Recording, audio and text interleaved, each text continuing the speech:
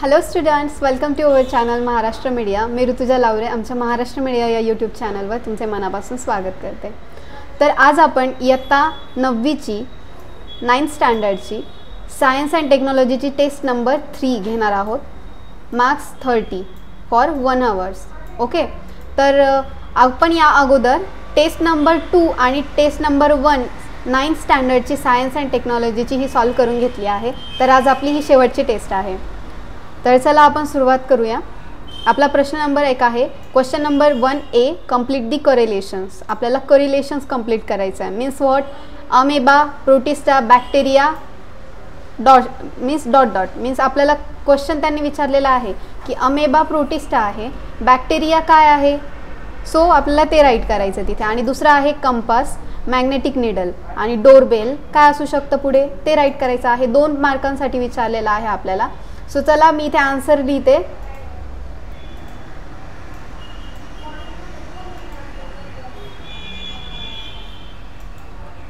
So amoeba protista, bacteria what? तर bacteria काय असणार? मोनेरा. कारण की आपल्याला इथे किंगडम विचारलेला आहे. म्हणजेच बघा, तुम्ही बघू शकता अमेबा प्रोटिस्टा. सो बॅक्टेरियाचं काय आहे? Kingdom Monera. सो आपण इथे काय लिहिणार? मोनेरा. ओके, त्यानंतर पुढचा आहे कंपास, मॅग्नेटिक निडल. तर डोरबेल आहे. तर डोरबेलमध्ये काय आहे? Horseshoe magnet. म्हणजेच काय? कंपासमध्ये मॅग्नेटिक निडल असतं, तर डोरबेलमध्ये त्यांनी विचारलं आहे की काय असेल? मग हॉर्सशू मॅग्नेट असते. किंवा इलेक्ट्रिक गॉंग सुद्धा असते. म्हणजे याचा आन्सर तुम्ही इलेक्ट्रिक गॉंग किंवा हॉर्सशू मॅग्नेट या प्रकारे दोन्हीपैकी एक लिहू शकता. त्यानंतर वळूया आपण आपल्या पुढच्या प्रश्नाकडे. आपला पुढचा प्रश्न आहे क्वेश्चन नंबर 1 मधला बी. आपण हे डिलीट करूया. Question number 1B, look at the diagrams and identify the types of chemical bond present in the given molecules. आता आपल्याला ही डायग्राम दाखवली आहे त्यांनी, आणि या डायग्राममधून काय करायचं आहे? आपल्याला आयडेंटिफाय करायचं आहे की type of chemical bond. Means आता हे बॉन्ड दिसत आहेत, मग आपल्याला यांचं काय करायचं? केमिकल बॉन्ड टाईप मीन्स आपल्याला आयडेंटिफाय करायचा. आणि present in the given molecules म्हणजे हे जे मॉलिक्युल्स आहे यांच्यामध्ये कोणता, which type of chemical bond is present in this diagrams. So आपल्याला आयडेंटिफाय करायचं आहे आणि त्यांनी विचारलेलं आहे हे 2 मार्कांसाठी. तर आपण याचं उत्तर लिहूया. तर बघा, या डायग्राममधून तुम्हाला असं समजतं की यांनी काय केलेलं आहे? Covalent bond. म्हणजे यांनी काय केलेलं आहे? पेअर शेअर केलेले आहे एकमेकांना. ओके, तर दिसतंय तुम्हाला बघा, त्यांनी पेअरिंग काय केलेली आहे? Sharing of pair of electrons. So काय आहे? हे कोव्हॅलेंट बॉन्ड आहे.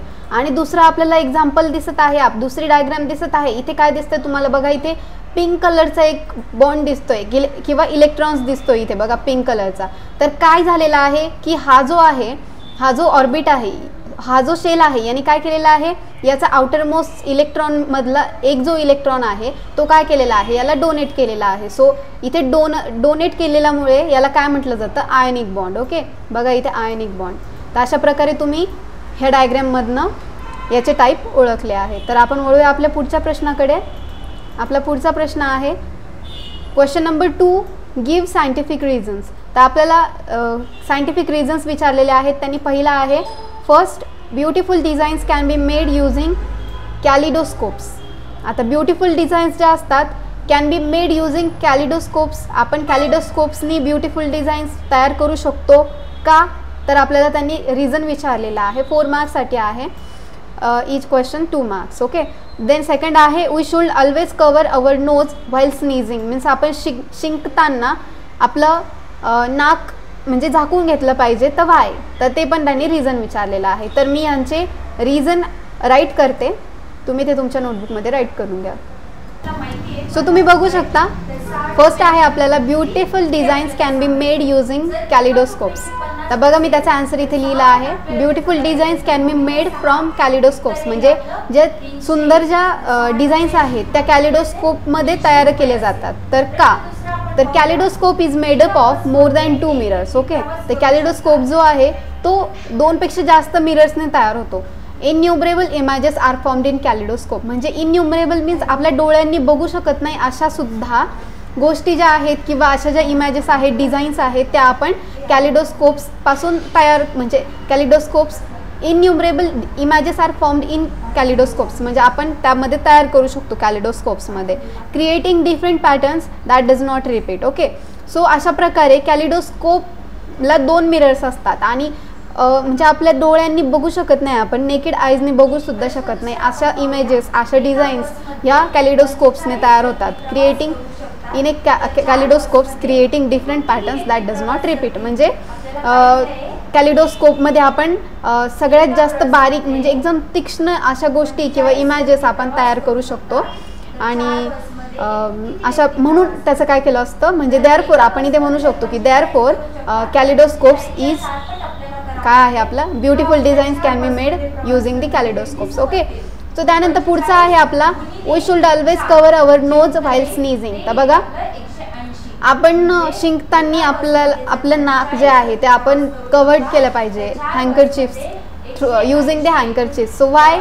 तर बघा when we cough or sneeze germs in our body are not propelled in to the air. Okay, तर बघा आपण ज्यावेळेस कफ मीन्स खोकतो किंवा शिंकतो, म्हणजे ज्यावेळेस आपल्याला खोकला येतो, शिंक येते, त्यावेळेस jumps in our body are not propelled in to the air or across the room. म्हणजे बघा ते ज्यावेळेस आपण शिंकतो खोकतो त्यावेळेस आपल्या जे बॉडीमधले जम्प्स असतात ते प्रोपेल्ड होत नाही, म्हणजे जास्त बाहेर जात नाही, आपल्या सराउंडिंगला असतात ते. In to the air means एअरमध्ये काय होतात, पसरतात. Across the room which could make others sick by putting handkerchiefs near and mouth. तर त्यामुळे काय होतं, बाकीच्यांना पण काय तर म्हणजे आपण जर खोकलो किंवा शिंकलो तर त्यांना पण काय येते, शिंक येते किंवा खोकला येतो. आपल्यामुळे आपले जे जम्प्स आहेत बॉडीमधले ते बाहेर येतात, एअरमध्ये स्प्रेड होतात आणि त्यामुळे काय होतं ते बाकीच्यांच्या श्वासामध्ये जातात, मीन्स त्यांच्या श्वासाद्वारे त्यांच्या नाकामध्ये जातात, शरीरात जातात आणि मग आपल्यामुळे त्यांनासुद्धा खोकला किंवा शिंका येऊ शकतात. Which could make make other sick by putting handkerchiefs near and mouth.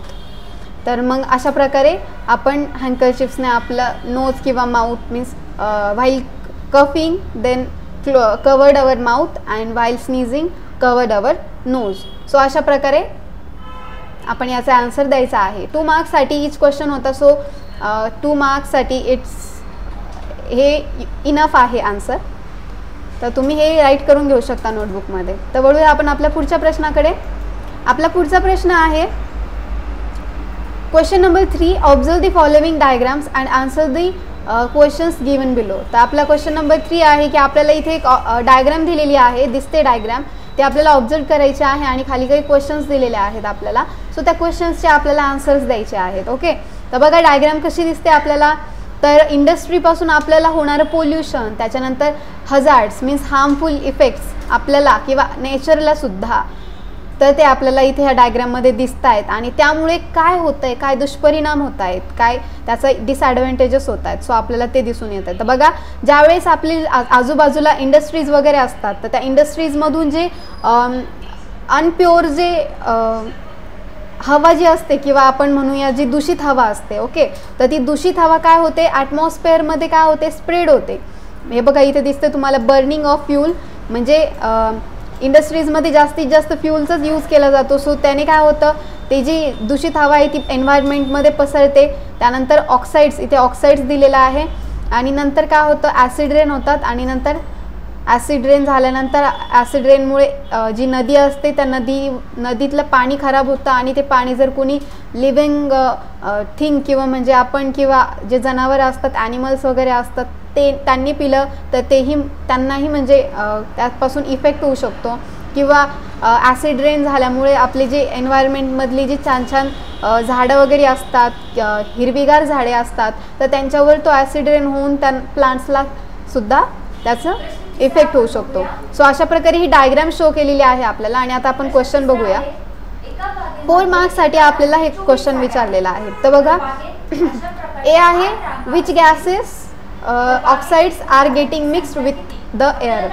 कोणते गॅसेस ऑक्साइड्समध्ये मिक्स होतात, मीन्स विच गॅसेस ऑक्साइड्स म्हणजे कोणते गॅसेस ऑक्साइड्स हे मिक्स्ड विथ एअरमध्ये मिक्स होतात. तर त्याने आपल्याला क्वेश्चन विचारलेला आहे, तर आपण त्याचा आन्सर इथे लिहूया. तर बघा, तर मी इथे आन्सर लिहिलेला आहे which gases oxides are getting mixed with the air. म्हणजेच काय की कोणते कशाचे ऑक्साइड्स हे एअरमध्ये मिक्स्ड होतात आपल्याला यात दिसून येत आहे. तर कशाचे ऑक्साइड्स होत आहेत तर बघा इथे दिसतंय तुम्हाला SO2, NO2, CO2 हे एअर सोबत काय होत आहेत मिक्स्ड होत आहेत. Okay, so SO2 oxides of SO2, NO2 and CO2. Okay, त्यानंतर बी आहे which acid will be formed in the air. एअरमध्ये कोणता ॲसिड फॉर्म्ड होत आहे तर एअरमध्ये कोणतं होतं आहे which acids will be formed in the acid rain. Sorry acid rain आहे इथे आणि इथे फॉर्म नाही आहे तर इथे फॉल आहे. मीन्स इथे फॉल आहे, मी इथे लिहिते. तुम्ही पण हा जो फॉल्ट आहे तो क्युअर करा. इथे फॉल आहे. ओके, सो फॉर्म नाही आहे तर which acid will be fall in the acid rain. Acid रेनमध्ये कोणते ॲसिड्स हे फॉल होतात म्हणजे खाली येतात. ॲसिड रेनमध्ये कोणते ॲसिड्स असतात तर बघा सल्फ्युरिक ॲसिड आहे, नायट्रिक ॲसिड आहे आणि नायट्रस ॲसिड आहे एक्सेट्रा. अशा प्रकारचे जे ॲसिड्स आहेत ते काय होतात ॲसिड रेनमधून फॉल होतात. त्यानंतर पुढचा क्वेश्चन आहे आपला explain the effects of acid rain. आपल्याला ॲसिड रेन्सचे इफेक्ट्स विचारलेले आहेत. सो आपण इथे ॲसिड रेन्सचे इफेक्ट्स लिहून घेऊया. तर तुम्ही बघू शकता मी इथे आन्सर लिहिला आहे explain the effects of acid rain. Acid रेनचे इफेक्ट्स आपल्याला विचारलेले आहेत. सो काय ॲसिड रेनचे effects acidity of soil and water bodies increases. Acidity it harms aquatic organisms, plants and entire forest life. म्हणजे वॉटरची आणि जी सॉइलची जी ॲसिडिटी असते समजा बघा आपल्याला सॉइलची ॲसिडिटी ही आपल्याला म्हणजे pH असतो तो न्यूट्रल वगैरे असतो किंवा काहींचा कमी जास्त किंवा प्युरिफायरमध्ये कमी असतो किंवा जास्त असतो काहीमध्ये नॅचरली असतो. सो तो जो pH किंवा जी ॲसिडिटी आहे वॉटरची ती वॉटरची ॲसिडिटी काय होणार आहे इन्क्रीज होणार आहे. सो त्यामुळे काय होणार आहे ॲसिडिटी म्हणजे ॲसिड फॉर्म्ड होणार आहे तिथे जास्त मॅक्झिमम प्रमाणामध्ये. सो आपल्यासाठी ते हार्मफुल आहे. त्यानंतर सॉइलची ॲसिडिटी. तर सॉइलची ॲसिडिटीचा काय फरक आहे जर सॉइलची ॲसिडिटी जर इन्क्रीज झाली तर त्यामुळे सॉइलमध्ये जास्तीत जास्त काय होणार आहे ॲसिडचं प्रमाण असणार आहे. सो त्यामुळे काय होणार आहे आपण जे शेतीमध्ये जे पिकं लावतो ते जे फार्ममध्ये काय करतो आपण जे पिकं लावतो वगैरे तर ते त्यांना काय होणार आहे ॲसिडचं प्रमाण जास्त असल्यामुळे ते जळून जाणार आहेत. किंवा तुम्ही बघू शकता की जी मोठी मोठी झाडं लावलेली आहेत त्या झाडांना सुद्धा त्यांच्या जमिनीमध्ये काय असणार आहे ॲसिड जाणार आहेत आणि सो त्यामुळे ते काय होणार आहे ते असे सुकून जाणार आहेत वाळून जाणार आहेत. सो अशा प्रकारे काय होतं आहे ॲसिडिटी ऑफ सॉइल आणि वॉटर बॉडीज इन्क्रीज होतात आणि it harms aquatic organisms, plants and entire forest life. Aquatic जे ॲनिमल्स आहेत त्यांना सुद्धा हार्मफुल आहेत. मीन्स पाण्यामध्ये जे फिश वगैरे असतात त्यांच्यासाठी सुद्धा किंवा प्लांट्स आणि एंटायर जे फॉरेस्ट लाईफ असते त्यांना सुद्धा काय आहे हे हार्मफुल आहे. पुढे बघितलं आपण तर total ecosystems are adversely affected, food chain is also affected. Okay, total जी इकोसिस्टम आहे ती ॲडव्हर्सली अफेक्टेड होईल किंवा जी फूड चेन जी आहे ती सुद्धा काय होणार आहे अफेक्टेड होणार आहेत. म्हणजे फूड चेन म्हणजेच काय जे आपली साखळी असते अन्न साखळी असते तर ती सुद्धा काय होणार तिच्यावर सुद्धा अफेक्ट होणार आहे. त्यामुळे काय म्हणजे त्यांची जी साखळी आहे जी चेन आहे ती ब्रेक होणार आहे. सो त्यामुळे पूर्ण एन्व्हायरमेंटला ॲसिड रेनपासून काय आहे हार्म्स आहेत. ओके, सो त्यानंतर पुढचा आहे आपला प्रश्न what will be do to avoid such pollution. म्हणजे आपण काय करू व्हॉट विल यू डू तुम्ही काय करणार असं पोल्युशन अवॉइड करण्यासाठी. तर पोल्युशन अवॉइड करण्यासाठी एकच मार्ग आहे तो आहे जे इंडस्ट्रीज वगैरे आहे त्यांचं प्रमाण कमी करणे. तर बघा मी इथे आन्सर लिहिते.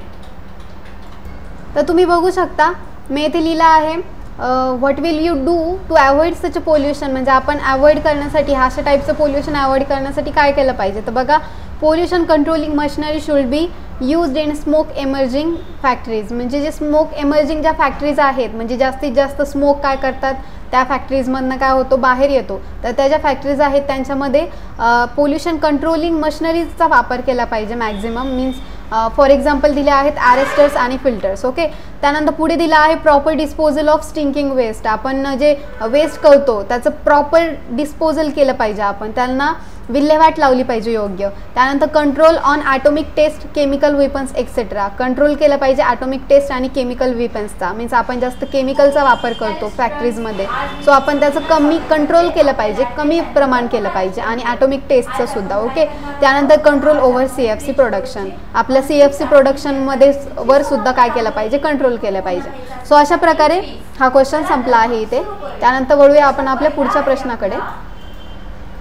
आपला पुढचा प्रश्न आहे question number 4. Complete the following flow chart. Complete the following flow chart म्हणजे आपल्याला खाली फ्लो चार्ट दिलेला आहे आणि आपल्याला तो कंप्लीट करायचा आहे. सो मी इथे कंप्लीट करते. आपल्याला 2 मार्क्ससाठी विचारलेला आहे हा फ्लो चार्ट. ओके. सो मी कंप्लीट. तर तुम्ही बघू शकता मी हा फ्लो चार्ट कंप्लीट केला आहे. सो त्यांनी विचारला आहे प्रोकॅरियोटिक. मग दुसरा टाईप ऑब्व्हियसली काय असणार, युकॅरियोटिक. ओके. त्यानंतर प्रोकॅरियोटिकमध्ये बॅक्टेरिया आहे आणि युकॅरियोटिकमध्ये प्रोटोझोआ आणि फंजाय, अल्गी. सो अशा प्रकारे हा फ्लो चार्ट कंप्लीट केला आपण. त्यानंतर वळूया आपण आपल्या पुढच्या प्रश्नाकडे.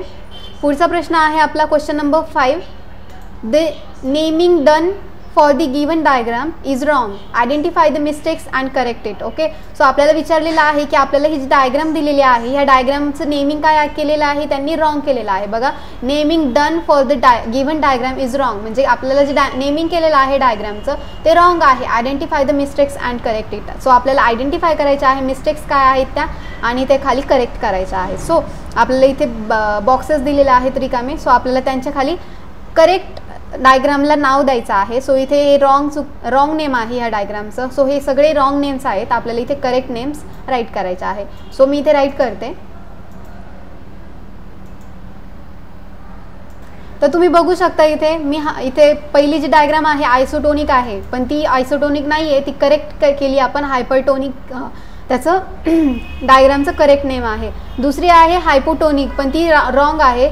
राईट आहे आयसोटोनिक आणि इथे आहे हायपोटोनिक. तर बघा का आहे, तर हे हायपरटोनिक का आहे, कारण इथे वॉटरचं कॉन्सन्ट्रेशन काय आहे, कमी आहे, त्यामुळे काय आहे ही हायपरटोनिक आहे. तर तुम्हाला डायग्राममध्ये पण दिसून येत असेल थोडेसे श्रिंक झालेले आहे जे मॉलिक्युल्स असतील तर ते कसे श्रिंक झालेले. सो इथे वॉटरचं कॉन्सन्ट्रेशन कमी आहे त्यामुळे काय आहे हायपरटोनिक आहे. तर इथे बघू शकता आयसोटोनिक दिसतंय तुम्हाला. तर डायग्राममध्ये आयसोटोनिक दिसतंय कारण इथे वॉटरचं कॉन्सन्ट्रेशन कसं आहे, सेम आहे. मीन्स बघा तुम्ही हे जे मॉलिक्युल्स आहेत ते म्हणजे श्रिंक झालेले नाही आहेत, ते थोडेसे स्वेल झालेले आहेत आणि वॉटरचं कॉन्सन्ट्रेशन त्यांचं बोथ साईडला कसं आहे, इक्वल आहे. सो त्यामुळे हे आयसोटोनिक आहेत.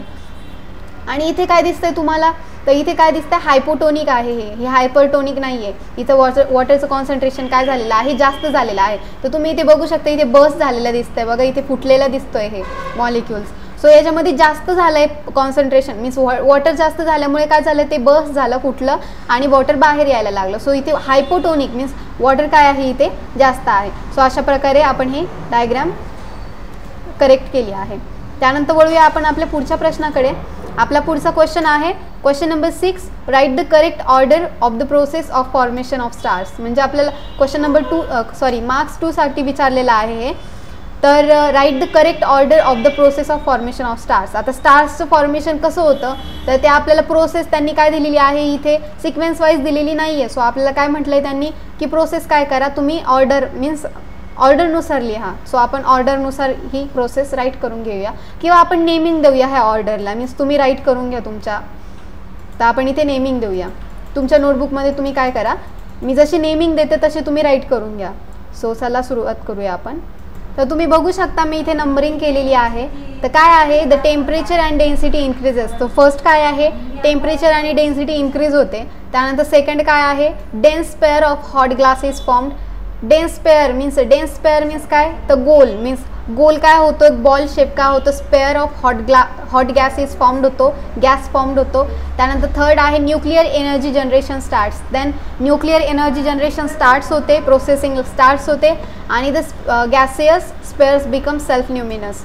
सो नंतर काय होते, गॅसियस स्पेअर जो असतो मीन्स आपला जो बॉल असतो डेन्स बॉल स्पेअर, जो सर्क्युलर स्पेअर जो असतो तो काय होतो, बिकम सेल्फ ल्युमिनस होतो. ओके. सो अशा प्रकारे एनलाइट होतो. मीन्स अशा प्रकारे काय होतं, तो स्टार जो असतो तो काय होतो, एनलाइट होतो म्हणजे चमकतो. सो अशा प्रकारे ही जी प्रोसेस आहे तर ती तुम्ही काय करायची, सिक्वेन्स वाईज हे जे आहे प्रोसेस या तुम्ही स्टेप्स राईट करून घ्यायच्या तुमच्या नोटबुकमध्ये. त्यानंतर पुढचा क्वेश्चन आहे आपला क्वेश्चन नंबर 7, लास्ट क्वेश्चन आहे. Give 2 examples of each substances that can be degraded naturally, तर त्यांनी विचारले जे सबस्टन्सेस आहेत ते नॅचरली काय होतात, डिग्रेड होतात. तर अशा एखादे एक्झाम्पलचं आपल्याला नाव विचारलेलं आहे त्यांनी. तर आपण काय, आता तुम्हाला माहीतच आहे कोणते सबस्टन्सेस हे नॅचरली डिग्रेड होतात, मीन्स त्यांचं डिकम्पोजिशन होतं. सो वूड आहे फर्स्ट, म्हणजे तुम्हाला जे वाटेल ते तुम्ही लिहू शकता. त्यानंतर व्हेजिटेबल्स आहेत, ओके. त्यानंतर तुमचे काय असेल ते पेपर्स, त्यानंतर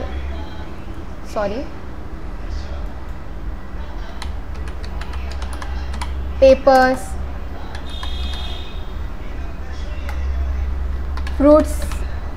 फ्रूट वेस्ट एक्सेट्रा, ओके. त्यानंतर पुढचं काय आहे क्वेश्चन, तर media through which the sound can pass. आता अशी मीडिया की त्या थ्रू काय होतं, साऊंड पास होतो. तर काय आहे, साऊंड कशातून पास होतो. सो एअरमधून पण साऊंड पास होतो, हे माहीत आहे आपल्याला. त्यानंतर एअरमधून तर साऊंड पासच होतो असतो. त्यानंतर म्हणजे आपलं आन्सर भेटलेलं आहे आपल्याला, काय आहे एअर फर्स्ट. त्यानंतर कशातून पास होतो, वॉटरमधून सुद्धा होतो, वॉटरमधून सुद्धा काय होतो, साऊंड पास होतो. त्यानंतर आयनमधून सुद्धा होतो,